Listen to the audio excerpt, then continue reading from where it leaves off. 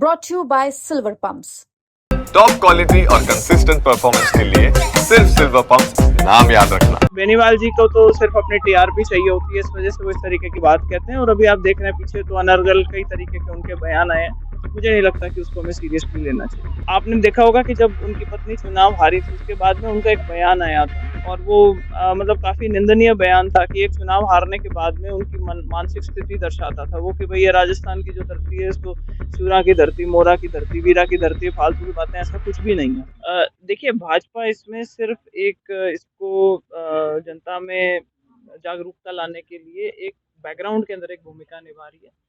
इस यात्रा का प्रारूप कुछ इस तरीके से है कि जो जनता है वो इसमें हिस्सा ले। अभी आपने हाल ही में देखा था कि पाकिस्तान के साथ जो कॉन्फ्लिक्ट हुआ था उसमें जो भारत ने जिस तरीके की, हमारी सेना ने जिस तरीके का शौर्य दिखाया है उसको एक तरीके से पहचानना, पब्लिकली उसको रिकग्नाइज करना, लोगों के बीच में उस माहौल को, एक जो राष्ट्रवाद का जो एक अच्छा माहौल अभी आ रखा है सब लोगों के मन में, उसको सड़क तक ले जा करके और ज़्यादा से ज़्यादा लोगों को इसके बारे में उत्साहित करने का, ताकि सेना का हम जो मनोबल है उसको बढ़ा सकें। क्योंकि आज भी जो आप स्थिति जानते हैं वो एक पॉज की स्थिति है, जैसा कि बार बार क्लियर किया गया है कि ये कोई फाइनलिटी नहीं है इसके अंदर।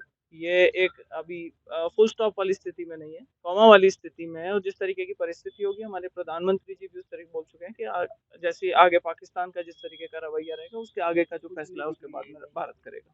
सर, ये बेनीवाल जी जो है इसको लेकर विशेष सत्र संसद में बुलाने की मांग लगातार कर रहे हैं और साथ में ये भी कहा कि छोटे पार्टियों को बुलाया नहीं गया सर्वदलीय बैठक के लिए।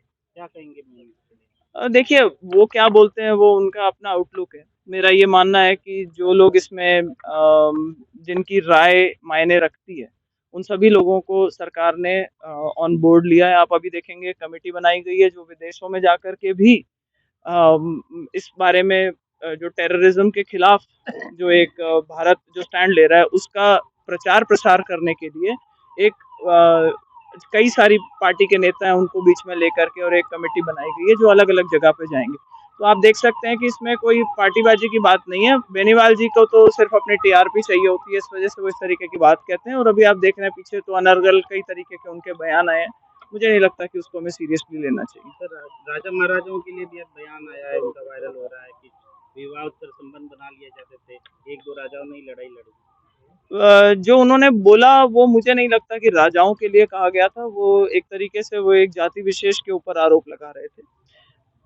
आपने देखा होगा कि जब उनकी पत्नी चुनाव हारी थी उसके बाद में उनका एक बयान आया था और वो मतलब काफी निंदनीय बयान था कि एक चुनाव हारने के बाद में उनकी मानसिक स्थिति दर्शाता था वो कि भैया राजस्थान की जो धरती है इसको सूरा की धरती, मोरा की धरती, वीरा की धरती, फालतू की बातें, ऐसा कुछ भी नहीं है। उन्होंने उस टाइम से अब तक कई ऐसे बयान दिए हैं। आप देखेंगे कि जब अभी पहलगाम अटैक के बाद में जब भारत ने पाकिस्तान के खिलाफ जब मोर्चा खोला उस पर भी उन्होंने एक इस तरीके का बयान दिया था कि भाई ये तो हिंदुस्तान पाकिस्तान के कोई एमओयू साइन हुए और इस तरीके की बातें करते। तो मुझे नहीं लगता कि वो मेंटल बैलेंस जो है वो कहीं दिखाई नहीं देता इन बातों में, क्योंकि ये तो एक ऐसा मुद्दा था जिसपे चाहे असाउद्दीन ओवैसी से लेकर के, कांग्रेस पार्टी से लेकर के, कश्मीर के मुख्यमंत्री लेकर के, सब लोग इस बात के अंदर अगर कोई खिलाफत कर रहा था तो उसके अंदर सिर्फ या तो चीन कर रहा था या तुर्की कर रही थी या फिर हमारे आरएलपी के सुप्रीमो साहब कर रहे थे।